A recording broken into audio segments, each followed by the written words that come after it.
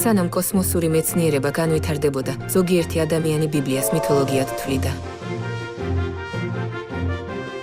თუმცა დღეს მეცნიერება ამტკიცებს, რომ ბიბლია მართალია. 3500 წლის წინ ბრინჯაოს ხანაში სამყაროს კონცეფცია შორს იყო სიმართლისგან. ძველ ინდიელებს სჯეროდათ, რომ წმინდა ცხოველები მხარს უჭერდნენ დედამიწას. ძველ შუმერებს მიაჩნდათ, რომ სივრცე ბრტყელი იყო.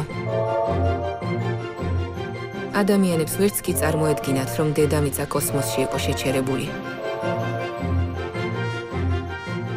თუმცა 3500 წლის წინ ბრინჯაოს ხანაში დაწერილი იობის წიგნში თანამედროვე ასტრონომიის ცოდნა უკვე დაფიქსირებული იყო. არა რაობაზე დაჰკიდა დედამიწა. ბიბლია დედამიწას ისე ასახავს, თითქოს მან თანამგზავრიდან სურათი გადაიღო. იობის წიგნი დაიწერა 3500 წლის წინ ბრინჯაოს ხანაში.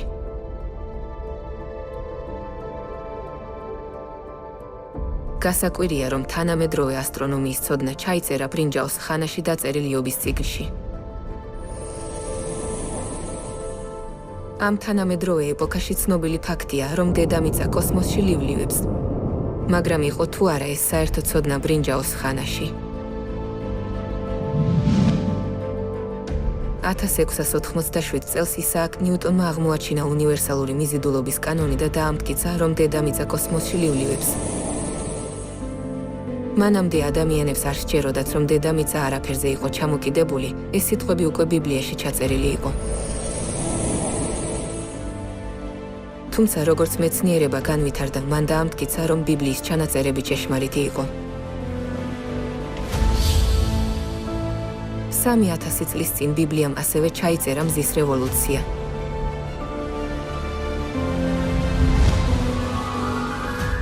და ის ვითარცა ნეფე გამოდის საქორწინო გავალაკიდან, იხარებს ვითარცა გმირი გარბენას გზისას.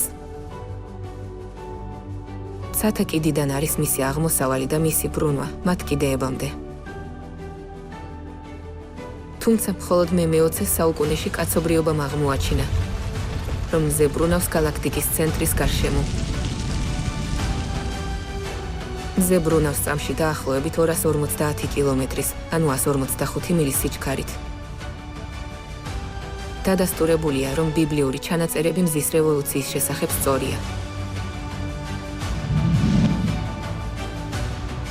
3500 წლის წინ ბიბლიამ სწორად აღწერა დედამიწის შიდა მხარე.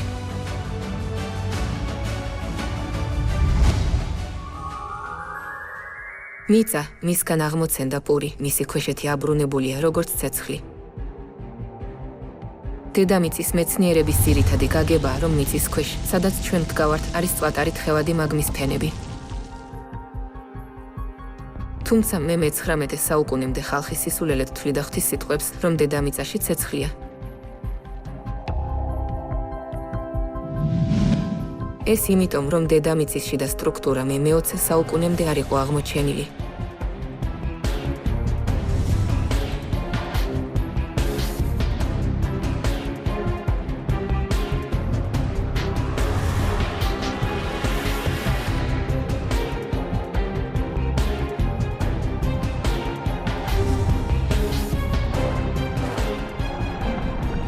მეცნიერების განვითარების გზით დადასტურდა, რომ ბიბლია ჭეშმარიტია. 3500 წლის წინ ბიბლიამ სწორად აღწერა დედამიწის შიდა მხარე. თუმცა 3500 წლის წინ დაწერილ ბიბლიაში წყლის ციკლი ჩაიწერა.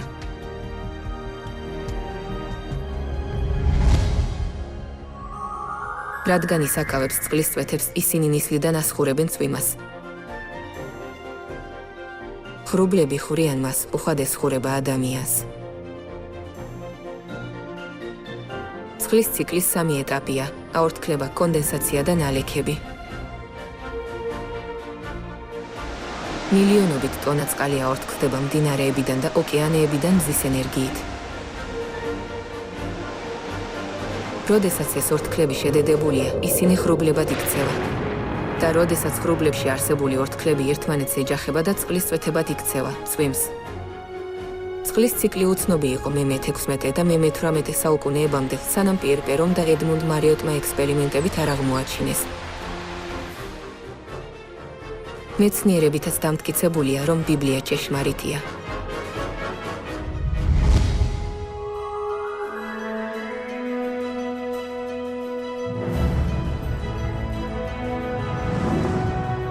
ისტორიის ზოგიერთი უდიდესი მეცნიერი აბსოლუტურად დარწმუნებული იყო, რომ ღმერთი არსებობს და რომ ბიბლია ჭეშმარიტი იყო. ღმერთმა, რომელიც კეთილია, ჩვენთვის შექმნა სამყაროს წესრიგი.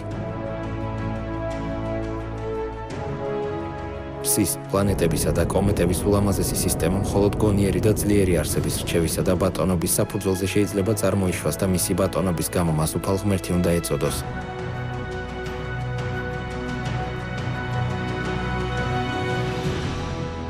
მეცნიერული აღმოჩენები ავლენს სამყაროს, რომელიც შეესაბამება რელიგიურ შეხედულებებს. ასე რომ, ბიბლია მართალია. იგი შეიცავს ჩანაწერებს მეცნიერული ფაქტების შესახებ, რომლებიც მათ აღმოაჩინეს თანამედროვე ეპოქაში. ყოვლის შემძლე საკმარისად აჩვენა თავისი სიდიადე როგორც წმინდა წერილებში, ასევე მეცნიერებაში. პრობლემა არ არის ღმერთის ნაკლოვანება, არამედ ჩვენი სიბნელე. ჩვენ უნდა გვჯეროდეს ბიბლიის, რადგან ის ერთადერთი წიგნია, რომელსაც შეუძლია გადარჩენისკენ მიგვიყვანოს.